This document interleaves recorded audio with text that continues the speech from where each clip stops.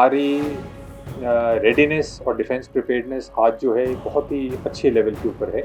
और अगर कभी कोई कारण या कोई ऐसा मौका मिलता है जहाँ पर हमारे को इसको आजमाने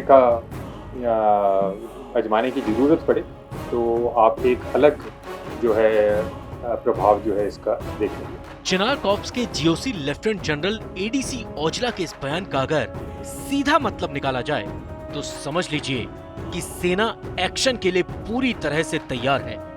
सिर्फ एक आदेश का इंतजार है और जैसे ही वो आदेश आता है, सीमा पार यानी आतंकिस्तान में वो होगा जो आज से पहले कई मौकों पर आप देख चुके हैं। बात चाहे सर्जिकल स्ट्राइक की हो, एयर स्ट्राइक की हो या फिर घर में घुसकर आतंक को जड़ से खत्म करने की, हमारी सेना हर चुनौती से निपटने के लिए तैयार है। जब भी ऐसा कोई डिसीजन लिया जाता है और हुक्म आते हैं तो वो आर्मी के पास ही आएंगे, मतलब ना केवल आर्मी के, इंडियन आर्म्ड फोर्सेस के पास जाएंगे।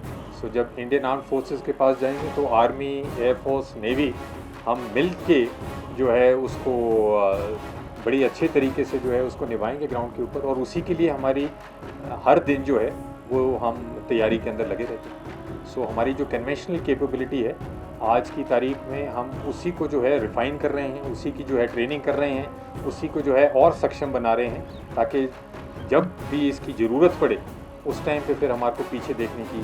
दरअसल चिनार कोर के GOC lieutenant general ADC Aujla Kashmir और एलओसी के मौजूदा हालात पर ब्रीफिंग के दौरान उन्होंने कहा कि पिछले कुछ महीनों में कश्मीर के साथ साथ एलओसी पर हालात बेहतर हुए हैं। बहुत सारे पैरामीटर्स ऐसे हैं जो सामान्य स्थिति के संकेत दे रहे हैं, लेकिन इसी के साथ जो सबसे बड़ी चुनौती है वो है सीज फायर को बनाए रखना, जिस पर लगातार काम किया जा रहा है और चीजें बेहतर भी हो रही हैं। इन्हीं सब बातों के बीच उनसे रक्षा मंत्री राजनाथ सिंह के उस बयान के बारे में पूछा गया जिसमें राजनाथ सिंह ने गिलगित बाल्टिस्तान को भारत का हिस्सा बनाने की बात की थी, जिसके जवाब में एडीसी औजला ने बताया कि हम सरकार के आदेश पर किसी भी कार्रवाई के लिए तैयार हैं।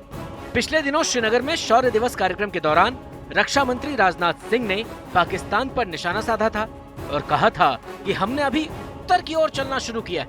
हमारी यात्रा तभी पूरी होगी जब हम 22 फरवरी 1949 को भारतीय संसद में सर्वसम्मति से पारित प्रस्ताव को लागू करेंगे, यानी गिलगित और बाल्टिस्तान जैसे अपने हिस्सों तक पहुंचेंगे। हमने उत्तर दिशा की ओर चलना प्रारंभ कर दिया है।